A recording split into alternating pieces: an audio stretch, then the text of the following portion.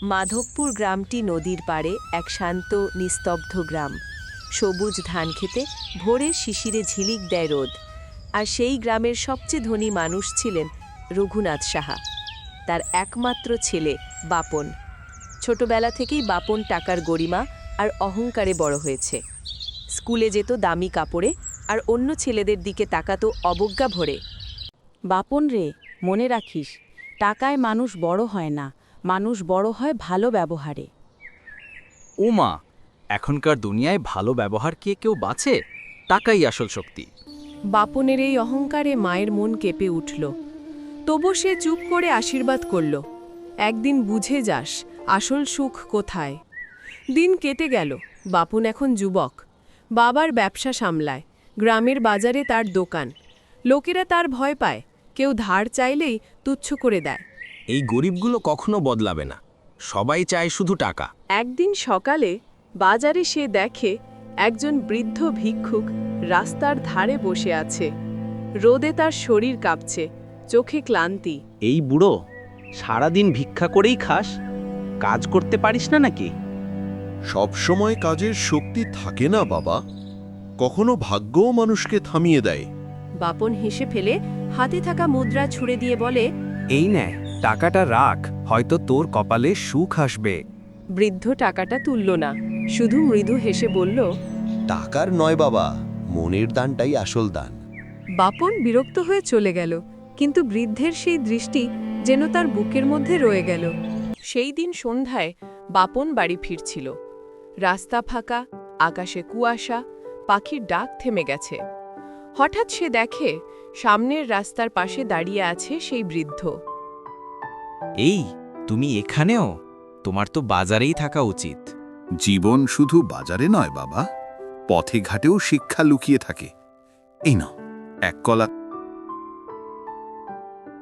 হা হা, কলা? এটা দিয়ে কি করব? এটা কোনো সাধারণ ফল নয়, এই কলা জাদুর কলা।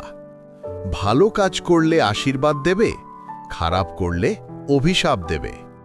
তুমি এসব বাজে তথে বলো কেন বুড়ো? জাদু আবার কলায় হয় নাকি? বাপন বৃদ্ধের কথা শুনে ঠোঁট উল্টে হাসল, আর তার হাত থেকে কলাটা কেড়ে নিল। অহংকারের ফল মানুষকে পাথর করে দেয় বাপন, সাবধান থেকো। বাপন কিছু না বলে চলে গেল। রাতে ঘরে এসে কলাটা টেবিলের ওপর ছুঁড়ে রেখে শুয়ে পড়ল। রাতে বাপন ঘুমোতে পারছিল না। ঘড়ির টিকটিক শব্দে হঠাৎ তার চোখ পড়ে টেবিলের দিকে। সেই কলাটা হালকা সোনালি আলোয় ঝলমল করছে। এই কলাটা আলো দিচ্ছে। সে উঠে গিয়ে কলাটা ছুঁয়ে দিল। মুহূর্তেই ঘর ভরে গেল সোনার মুদ্রায়। অবিশ্বাস্য, সত্যি এটা জাদুর কলা। লোভী তার চোখ চকচক করে উঠল। পরের দিন থেকেই সে বাজারে লোক ঠকিয়ে বেশি দামে পণ্য বিক্রি করতে লাগল। যখনই টাকা জমাত, কলার আলো আরও উজ্জ্বল হয়ে উঠত।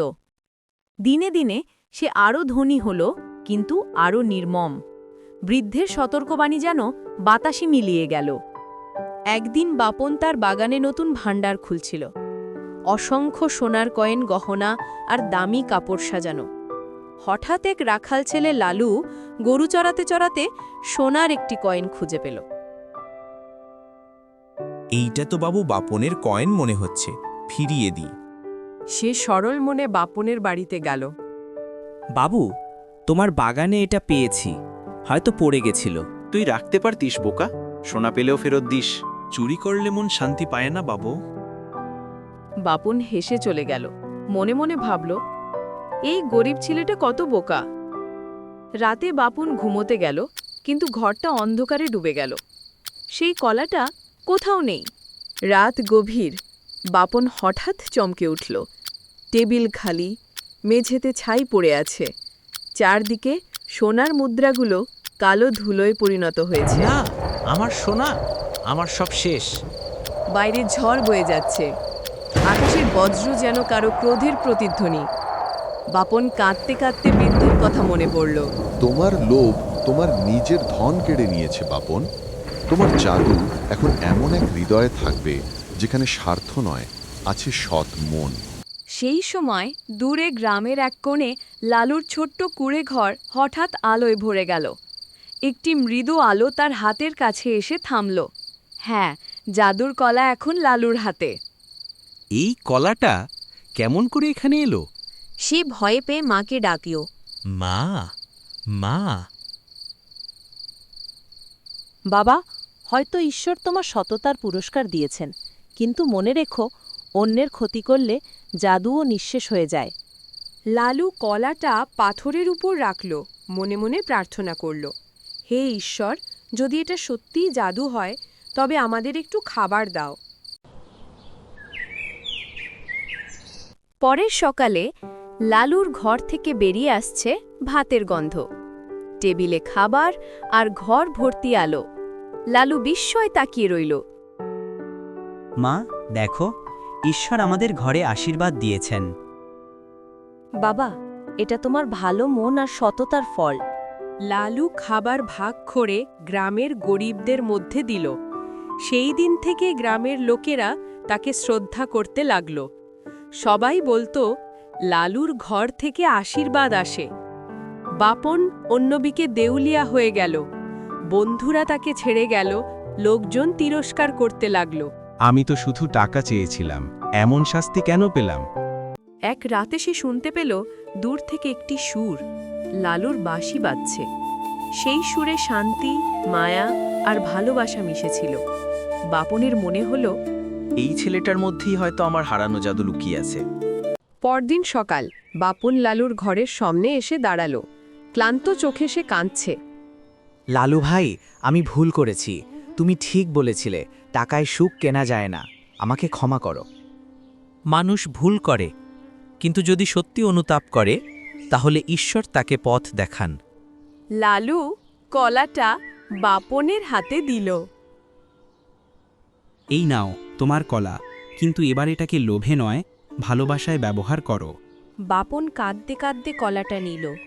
অবাক হয়ে দেখল কলাটা আবার আলো ছড়াচ্ছে, কিন্তু এবার সেই আলো ছুঁয়ে গেল দুজনের বুক। এই আলো কত শান্ত লাগছে। হ্যাঁ, এ আলো টাকার নয়, মানবতার আলো। ঠিক তখনই কোথা থেকে ভেসে এলো এক কণ্ঠস্বর, পরিচিত, গভীর, শান্ত। বাপন, তুমি শিক্ষা পেয়েছ। তোমার হৃদয়ে এখন মানবতার আলো জ্বলেছে। লালু, তুমি সেই আলোকে প্রজ্বলিত রেখেছ। বাপন ও লালু দুজনেই তাকিয়ে দেখে, কুয়াশার ভেতর থেকে ধীরে ধীরে এগিয়ে আসছেন সেই বৃদ্ধ। এই কলা এখন তোমাদের দুজনের, কারণ জাদু কোনো বস্তু নয়, এটা মানুষের মনের ভেতরে থাকা দয়া ও সততার শক্তি। বলেন আর কুয়াশায় মিলিয়ে যান। বাপন আর লালু নীরবে প্রণাম করল। পরের কিছুদিনই মাধবপুরে এক নতুন অধ্যায় শুরু হলো। বাপন তার জমি বিক্রি করে একটি স্কুল বানালো, লালু তার সঙ্গী হয়ে গেল। এই স্কুলটা তাদের জন্য যাদের স্বপ্ন আছে কিন্তু সুযোগ নেই। এটাই তো আসল জাদু বাবু, যখন মানুষ অন্যকে সুখ দেয়। গ্রামের শিশুরা গান গায়, হাসে, শেখে। বাপন এখন আর ধনী নয়, কিন্তু সবাই তাকে সম্মান করে। লালু হয়ে উঠেছে গ্রামের প্রেরণা। সময় কেটে গেল। গ্রামের আকাশে আজও সন্ধ্যায় সেই বাঁশির সুর বাজে। মানুষ বলে, যেখানে ভালোবাসা থাকে সেখানেই জাদু জন্ম নেয়। অহংকার মানুষকে ধ্বংস করে, দয়া মানুষকে জাদু দেয়। জাদুর কলা কোনো ফল নয়, এটা মানুষের অন্তরের প্রতীক, যেখানে লোভ মরে যায় আর ভালোবাসা বেঁচে থাকে। ভালো কাজই আসল জাদু।